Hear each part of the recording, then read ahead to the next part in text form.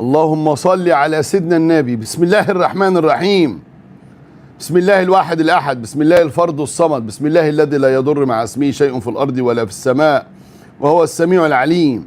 اللهم صل على سيدنا محمد، طب القلوب ودوائها وعافية الأبدان وشفائها ونور الأبصار وضيائها، وعلى آله وصحبه وسلم. اللهم صل صلاة كاملة وسلم سلاما تاما على نبي تنحل به العقد وتنفرج به الكرب وتقضى به الحوائج وتنال به الرغائب وحسن الخواتيم ويستسقى الغمام بوجهه الكريم وعلى آله. اللهم صل وسلم وبارك على سيدنا محمد عدد كمال الله وكما يليق بكماله. اللهم صل وسلم وبارك على سيدنا محمد، طب القلوب ودوائها وعافية الأبدان وشفائها ونور الأبصار وضيائها، وعلى آله وصحبه وسلم. عشاق نجم الجماهير في كل مكان، أعيروني انتباهكم، نركز مع بعض. كلنا جمهور كورة، مش شرط تبقى مدير رياضي في الأهلي عشان تعرف إيه الغلط اللي حصل ضد فرقتك. جماهير النادي الأهلي العظيمة وأصدقاء أسطورة اليوتيوب وعالم ما وراء البحار، بابا المجال كله أنكل أبو المعاطي زكي بيقول لك إعادة الأهلي وبيراميدز. ليه يا باشا؟ لتطبيق خطأ في القانون. لتطبيق خطأ في القانون. امتى يا باشا؟ انذارين اتنين لاخويا محمد الشيبي حبيب قلبي اللي صالحته على حسين الشحات. انذارين اتنين. الانذار الاولاني حضرتك فاكره، اللي كان في الحته الشمال بتاع بن شرقي لما منعه من الوصول للكوره والراجل عمل الفاول واداله الانذار. ده الاولاني. التاني امتى؟ لما جاب الجول الحلو اللي انا قلت عليه جول عالمي وقلع التيشيرت وقلع البتاع حتى بتاع الجي بي اس وقال لك الدوري خلص وخدنا الدوري ويلا خلاص الاهلي ايه راح منه الدوري وحسمنا الدوري بدري. ده اسمه ايه يا باشا؟ اسمه خطأ في تطبيق القانون، يستوجب إعادة المباراة. يلا يا رمضان اشتغل، يلا يا مدير رياضي في الاهلي اشتغل، بنديك هديه. الفكره انه حتى ما بيروحش يتفرج على الماتش في الملعب. الفكره ان كابتن خطيب اداله صلاحياته عشان يريح دماغه ويهتم بصحته وبعلاجه، مغرق الدنيا ولا متابعين حاجه. ده مش محتاج غير لقطتين فيديو من فريق العمل اللي موجود في الملعب، المصورين المحترمين ماشي بتوع النادي الاهلي، وانك انت تعمل النهارده لرابطه الانديه. خطأ في تطبيق القانون يستوجب اعاده المباراه. هديه السماء جايه لك، هديه. غلط في الماتش، ادى انذار وبعدين ادى الثاني وما طردش اللاعب. خطأ في تطبيق القانون. خطأ في تطبيق القانون. ما طلعش الشيبي ليه؟ انت اللي بتتفرج عمرك شفتها في حته؟ لا. طب انت يا حاج اللي هناك عمرك شفتها في حته؟ وانت يا عم اللي في الغيط شفتها في حته؟ وانت يا استاذ اللي في الجامعه شفتها في حته؟ وانت يا طالب اللي في الجامعه شفتها في حته؟ وانت يا ابني اللي قاعد في السنتر بتاخد درس شفتها في حته؟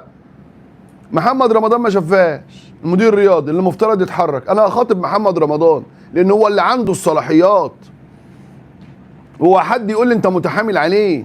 ده الخطيب بجلاله قدره اتنازل له عن صلاحياته عشان يتعالج دلوقتي ولا باي حاجه. سايب الدنيا تضرب تقلب. الراجل واخد انذار في الكوره بتاعت بن شرقي لما شدوا اللي كانت عند الخط، منعوا من الوصول للكوره. الحكم الهولندي اداله الانذار اللي احنا جايبينه على حسابنا عشان يطبق القانون. ايه اللي حصل بعدها؟ ماشي، جاب الجون وقلع التيشيرت وقلع الايه بتاع الجي بي اس، خد انذار.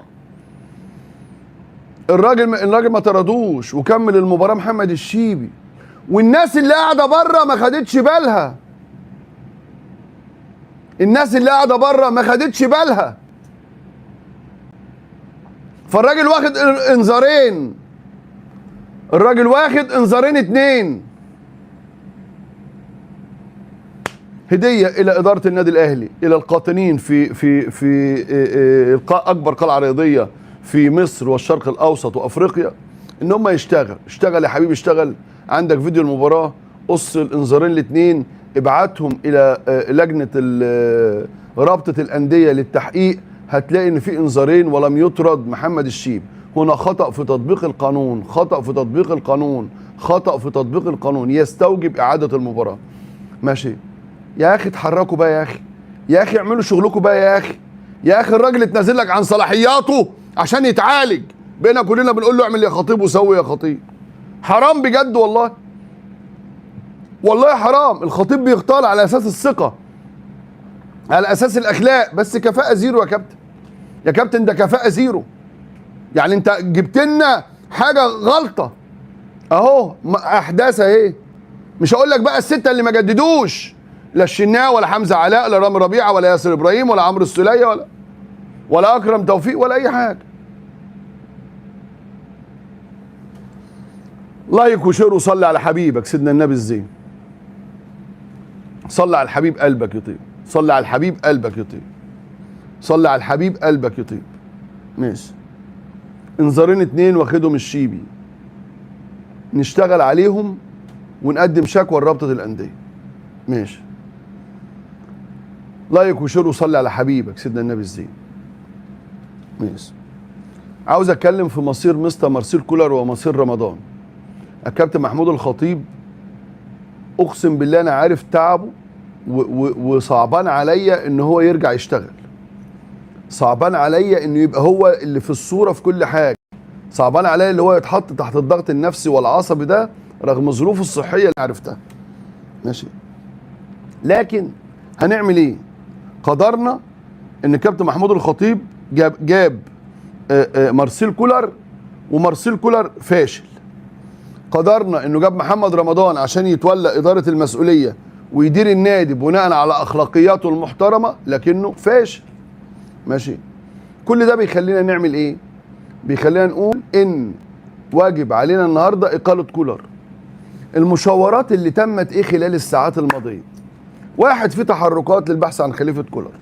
بقى في اسماء كبيره بتتقال، روجر شميت، مارك روزا، مدرب هولندي كبير، واطرح اسم مستر كارلوس كيروش، ويبقى اكتر واحد عارف الكره الافريقيه وعارف الكره المحليه ومتابع للدنيا وعارف السيستم في مصر وعنده الرغبه والطموح انه يعمل حاجه في كاس العالم. بيحب الاحداث دي. هاتوا سنه والسنه الثانيه كذا. تاني حاجه، بيمتاز كروش بحسن توظيف اللاعبين، باكتشاف المواهب الصغيره، بعينه حلوه في اللعيبه في الاختيارات. اللعيبه بتحبه، اللي بيستبعده بيبقى قايل له بستبعدك عشان 1 2 3. ماشي. وهكذا وهكذا. فكل ده بيخلينا نقول ان احنا في مفترق طرق، وان احنا علينا ان احنا نبص للموضوع باهتمام شديد ونركز فيه جدا جدا جدا جدا. ماشي. النهارده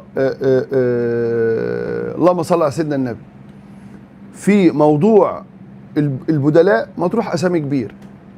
كيروش الناس بتبص له على انه الانسب. اوعى واحد يقول لك اصل ده بتاع منتخبات. هو الراجل اللي كان بيمرن برشلونه، اللي مرن اسبانيا، واللي بيمرن هنا، ايه المنتخبات دي؟ مدرب الكوره كوره. مدرب الكوره كوره. والراجل لا زال عنده الشغف وعنده الرغبه انه يعمل حاجه، وعارف سيستم الكوره في مصر. ماشي. ده اقرب الاسامي اللي مطروحه.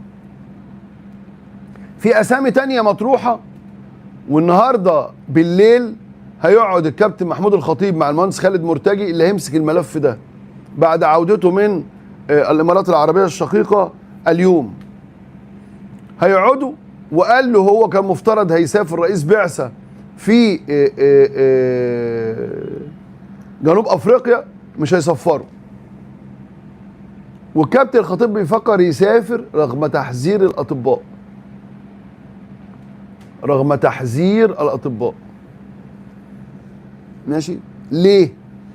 اللعيبه دي لما كابتن الخطيب، وانا عاشرت كابتن الخطيب في اكتر من بعثه، في قطر، في كاس العالم، في الامارات، في المغرب، في كده يعني، وفي نهائي الوداد، وفي الترجي النهائي الاخير، بيبقى هو عامل صرامه وحزم وعزل للفرقه وتركيز، وكل شويه بيتكلم مع ده، بيعمل ده، بيسوي ده، كلام من ده، اللي هو الامور اللي مفترض يعملها كولر، انه يقرب من اللعيبه، انه يقول لحد اعمل كذا سوي كذا، ضحك يعني وهزار وكلام بالشكل ده. كأب، كنجم كبير، كحد له هيبه وله احترام عند اللعيبه. طيب، اللي حاصل دلوقتي ان احنا رايحين لمساله بديل كولر. اللي انا فاهمه من الاحداث داخل النادي ان كولر مش ماشي دلوقتي، وكولر مكمل معانا صن داونز. ليه؟ قال لك ان كولر في لو مشي دلوقتي هيبقى يعني ريسك كبير في اللي موجود، مين يشيل لصن داونز، وفي حال الخروج هيبقى هيتحمل مجلس الاداره المسؤوليه، وكل الناس هتقول هو مين يمشي مدرب قبل كذا. الدوري كان لسه في الملعب وافريقيا كانت في الملعب، والكابتن الخطيب ويقول لك ان الفرقه محتاجه بس دعم فني ودعم معنوي، وده يقدر يعمله الكابتن الخطيب، ده يقدر يعمله الكابتن محمود الخطيب.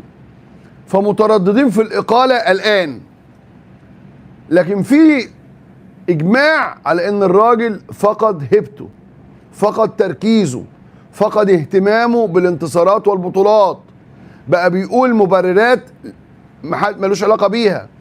ان كلامك الدكتور طه اسماعيل الرمز الاهلاوي العظيم وكابتن محسن صالح وكلاهما تولى منصب رئيس لجنه الكوره في النادي الاهلي او لجنه التخطيط للكوره في النادي الاهلي، خلصوا عليه امبارح تلفزيونيا بشكل فني محترم، بشكل فني محترم. فدلوقتي الكلام ايه؟ نصبر عليه، لكن الكابتن الخطيب ينزل يحط ايده. يا جماعه يا جماعه اقسم بالله الراجل تعبان، اقسم بالله الراجل مفترض ما يتحطش تحت ضغوط، اقسم بالله الراجل جاب رمضان ثقة في اخلاقه زي ما انا بقول ماشي، وانه يقدر وعنده فكر وعنده رؤية ماشي. التجربة اثبتت ان قرار الكابتن الخطيب غلط، التجربة اثبتت ان قرار الكابتن الخطيب غلط. اذا ده فهو مش عارف خلي بالك اللي بقوله لك ده في ضغوط اسريه رهيبه، يحط ايده ولا ما يحطش ايده، هو بيحط ايده بيكسر كلام الكل. وبدا النهارده كان بيتكلم في مفاوضات لعيبه وبتاع مع وكلاء بتاع بياخد له ساعه في اليوم ماشي، لكن النهارده لازم يحط ايده مع الفرقه، لازم يتواجد بينهم. بالمناسبه رفض توقيع اي عقوبات على اللاعبين، قال الحساب بعد ماتش صن داونز، قال ان احنا عندنا دوري ابطال افريقيا قدامنا فيه فرصه، قدامنا نعوض ونعمل رقم كبير ونظل نقاتل على الدوري، ونظل نقاتل على الدوري، لكن عندي صن داونز هقفل ملف الدوري واركز في صن داونز. رفع معنويات اللعيبه، التركيز مع المدرب على الشغل الفني، اختيار التشكيلات وفقا للكفاءه الفنيه، ان انا حاسس اللعيبه كلها ان هم بقوا موجودين ماشي. لكن ان انا استسلم لا. قالوا جمله حلوه جدا، قال لك عاوزين روح امام عاشور. شفت السبرنت اللي عمله امام عاشور ولف بالكوره وكده، قال لك عاوزين الروح دي بين ال11 اللي في الملعب وال11 اللي بره، ولا وال20 اللي بره. قال لك عاوزين الروح دي. الروح دي لما الكابتن بيحط ايده بتبقى موجوده، لما الكابتن بيتواجد بينهم بتبقى موجوده. بس اصلا الراجل تعبان بجد، تعبان والله، والله العظيم انا بتكلم بامانه.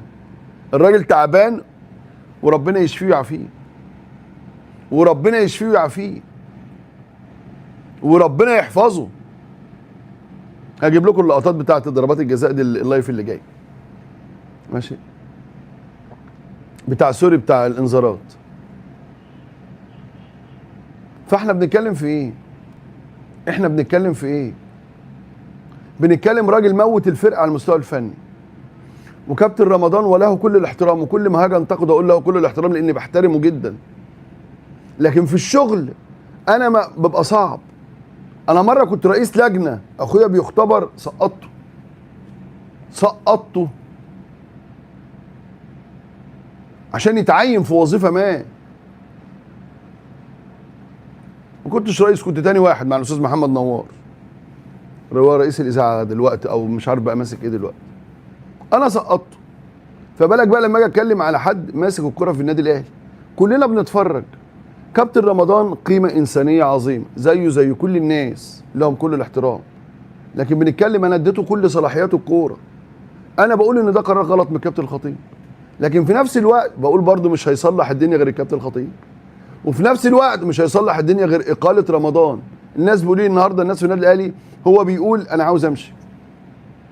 ما تمشي يا كابتن، ما ترفع الحرج عن الراجل اللي جابك وتمشي. ما تدي فرصه للراجل انه يجيب حد ينقذ المركب بدل ما تغرق بينا كلنا. ما الفشل موجود من بدايه الموسم. هو انا لما يبقى عندي 6 لعيبه ما جددوش وكل شويه واحد بيكلمهم، ده لو قلت لك ممدوح عباس كلم واحد فيهم والواحد ده مش عاوز يروح الزمالك وقال له 6 مليون دولار. مش هقول لك كابتن الخطيب هات فلان، الاهلي غني بابنائه والكفاءات اللي موجوده كتيره والناس المحترمين كتير، لكن المره دي يا كابتن يعني نطرح نسرب الاسامي كده نتناقش. مش لازم اقوم خابطها رمضان ونلبس كلنا في الحيط. ما هو جزء من عمل الاعلام ايه؟ لما يبقى عندك مقترح بسربه، بجس نبض الناس، ان ده يقول عليه كلمه ده يقول عليه كلمه، بجمع وجهات نظر. مش دي التشاور. مش احنا قلنا للراجل اشرف صبحي لا خاب من استشار؟ مش رب العالمين قال وشاورهم؟ فهتشاور مين ولجنه التخطيط متجمده؟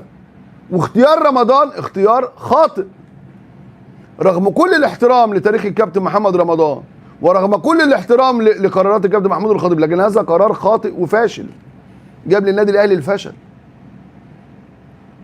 فدلوقتي كولر مش قادرين نمشيه ورمضان هو اللي متحكم في كولر وفي الكوره. انا ادي الكوره اللي بتمثل مشاعر ووجدان 80 مليون على الاقل لفرد كان بعيد عن الكوره بقاله 29 سنه. لكن خلينا نقول المركب لسه ما غرقتش ونستطيع الانقاذ بشرط ان الكابتن الخطيب يحط ايده، وانا بقولها كده وانا مش عاوزه يحط ايده، يعني بقول بشرط انه يحط ايده وانا مش عاوزه يحط ايده عشان صحته. ماشي؟ فشل رمضان بيقول لنا عالج، انزل عالج يا كابتن بيب. مش انت اديته الكوره؟ انزل عالج بقى. انا نفسي وانا بقول لك انزل عالج مش عايزك تنزل لان عارف ظروفك الصحيه. طب مين اللي هيعالج؟ مفيش حد يعالج. مفيش حد يعالج. كابتن حسام غالي مش واخد الصلاحيات انه يتدخل ويعالج. يا كابتن مشي رمضان وحط حسام غالي. مشي رمضان وحط سيد عبد الحفيظ. مشي رمضان وحط خالد بيب. مشي رمضان وحط زكريا ناصر. مشي رمضان وحط هاني رمزي. مشي رمضان وحط وليد صلاح الدين. مشي رمضان وحط علاء ميوب. اي اسم من دول يشيل واي اسم من دول يقظ ومتابع وعارف ايه اللي بيحصل. لكن انا كابتن رمضان نفسه قال انا الخطيب تنازل لي عن صلاحياته. كارثه. الناس انتخبت محمود الخطيب، فمحمود الخطيب مش من حقه ان يدي صلاحياته لاي حد تاني. ربنا يبارك في عمرك ويديك الصحه والعافيه. مش من حقك تدي صلاحيتك لحد تاني.